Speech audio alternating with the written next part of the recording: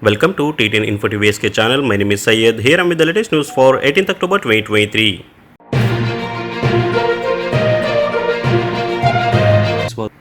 Saudi Arabia denounces forced displacement of Palestinians, demand an immediate ceasefire. Saudi Arabia denounced on Tuesday the forced displacement of the Palestinian population, calling for an immediate ceasefire in Gaza and lifting the blockade on the enclave. The statement made during a cabinet meeting in Riyadh chaired by King Salman called for the return to the peace process under the Arab Peace Initiative, which seeks to establish an independent Palestinian state along with 1967 borders with East Jerusalem as its capital. Saudi Arabia adds 6 new countries to e-visa pool. Saudi Arabia's Ministry of Tourism on Tuesday announced that it has expanded access to its electronic tourist visa to nationals from 6 new countries, taking the total to 63. These countries are Turkey, Thailand, Panama, St. Kitts and Nevis, Seychelles and Mauritius. Nationals of these countries can request the tourist visa either online or upon arrival at one of the kingdom's international airport. Saudi Defense Minister discussed Gaza situation with UK and Italian counterpart. Saudi Arabia's Defense Minister Prince Khalid bin Salman received a call from the UK counterpart Grand Shapes on Monday. During the call, the two ministers reviewed strategic relations and defense cooperation. Prince Khalid posted on X, formerly Twitter. We also discussed the situation in Gaza and I stressed the need to de-escalate, cease military operation and uphold international law to protect innocent lives, Prince Khalid added. Japan and Saudi Arabia Foreign Minister hold telephone meeting. Japan's Foreign Minister Kamikawa Yoko held a telephone meeting with Prince Faisal bin Farhan, Saudi Arabia's Minister of Foreign Affairs, to discuss the situation surrounding Palestine and Israel, the Foreign Ministry said. Minister Kamikawa expressed appreciation for Saudi Arabia's diplomatic effort and stated that Japan has been communicating with the parties concerned to calm the situation. In response, Prince Faisal said that he shared the deep concern about the situation on the ground and explained Saudi Arabia's diplomatic effort in the wake of the attack, according to the ministry's statement. The UN's World Food Programme said that food situation in the besieged and blockaded Gaza Strip was worsening with only 4 or 5 days stock left in the shops. WFP said stocks were getting low in warehouse inside the Palestinian enclave, but at the shop level the situation was even more acute. The situation in Gaza is getting worse by the minute, the humanitarian situation, but also of course the food security situation. WFP Middle East spokeswoman Abir Ittifaq told reporters at the UN in Geneva via video link from Cairo. Jordan to host summit between Biden and Egyptian and Palestinian leader. Jordan voiced hope Wednesday that a summit this week involving US President Joe Biden would breathe new life into Middle East peace process following major fighting between Israel and Hamas. Biden will Wednesday visit Israel to show solidarity after Hamas attack as it prepares a ground offense in Gaza before heading to Jordan, a key US partner, for a 4-way summit. Former Japan Finance Minister cherishes people-to-people ties with Arab countries. Former Foreign Minister Hayashi Yoshimasa's recent ousting from the cabinet of Prime Minister Kishida Fumio in the latest reshuffle surprised many in political and diplomatic circles both in Japan and abroad. Philippines aims to position itself as halal hub of Asia Pacific. The Philippines aims to position itself as an Asia Pacific hub of the halal industry, the Department of Trade and Industry has said as it prepared to engage this week with Saudi Arabia's business community in Riyadh. Chinese envoy heads to Middle East in bid to contain war. China will this week wade into the Israel-Hamas war by sending its special envoy to the Middle East after the United States asked it to use its influence to stop the conflict from spreading.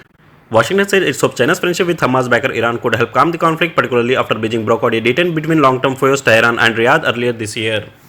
Belgian police shoot dead suspect in terrorist attack on 2 football fans. Police in Belgium on Tuesday shot dead a suspected Tunisian extremist accused of killing 2 Swedish football fans in a brazen shooting on a Brussels street before disappearing into the night. Hours after a manhunt began in the Belgian capital, Interior Minister Engliah told broadcaster VRT, "We have the good news that we found the individual." She said that the weapon believed to have been used in shooting was recovered. Xi put into freshness decade-long friendship at Beijing summit. 10 years after toasting a budding friendship with vodka and cake, Xi Jinping and Vladimir Putin will meet again in Beijing this week, seeking to further deepen their no-limits partnership between their two countries. The two presidents share a strong personal bond, with Xi calling his Russian counterpart his best friend and Putin cherishing his reliable partner. Indian Congress Chief Mallikarjuna Kharge elects Modi government using army political for elections.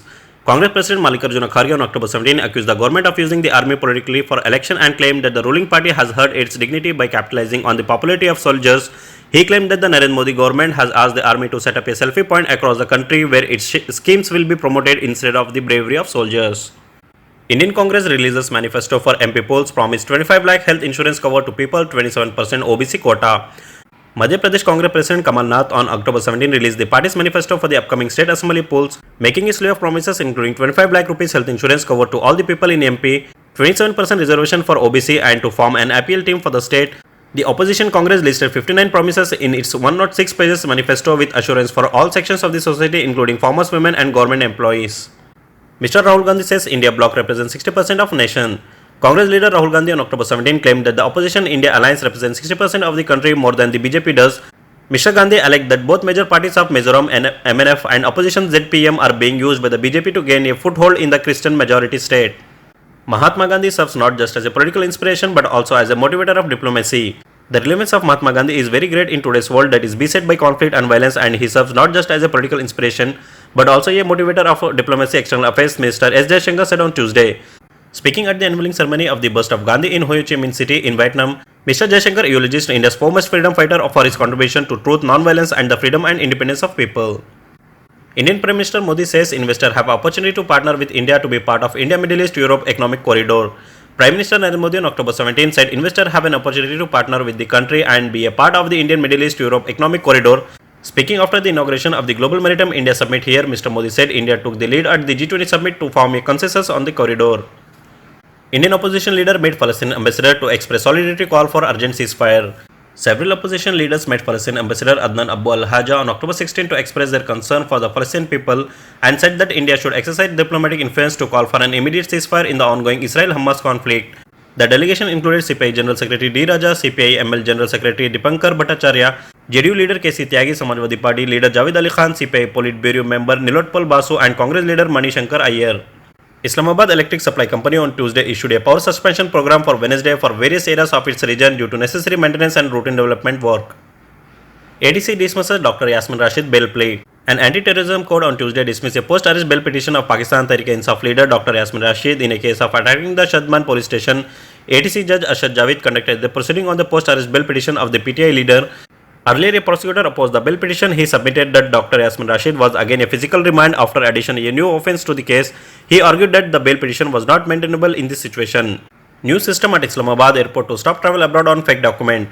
Traveling abroad by changing identity or false travel document is internationally considered a threat to citizens, the economic and global trade. In this regard, continuous effort and measures are being implemented at the global level against human trafficking, and contributing to this global effort, Pakistan has established a new second-line border control office at the Islamabad airport, which is considered to be highly effective in preventing human trafficking and preventing the passage of those going abroad with false travel document. A record increase in the total amount of Russian digital account $6 billion collected. The amount remitted by overseas Pakistanis through Russian digital account in September 2023 has reached $6.7 billion. According to the State Bank of Pakistan, an increase in the total amount of Russian digital account has been recorded. In September 2023, an amount of $139 million was sent to Pakistan. After this new increase, $6.756 billion have been transferred to Pakistan so far this year. In September 2023, the Russian digital account balance was recorded at $429 million. Cypher case, Imran Khan and Shah Mahmood Qureshi could not be charged. Pakistan Tehreek-e-Insaf chairman Imran Khan and party leader Shah Mahmood Qureshi could not be charged in the Cypher missing case. The Special Court of Islamabad, while hearing the Cypher case on October 9, fixed October 17 as the date for indicating Pakistan Tehreek-e-Insaf chairman Imran Khan and party leader Shah Mahmood Qureshi. On Tuesday, the Special Court distributed challenge copy to the accused and adjourned the hearing of the case for a week. Earlier, the FIA had submitted a challan in the Special Court of the Official Secret Act in the Cypher case, in which Chairman PTI and Shah Mahmood Qureshi have been declared guilty. That's all in today's headlines. Keep watching T10 Info TV SK channel by subscribing and do hit the bell icon to receive notification and more updates.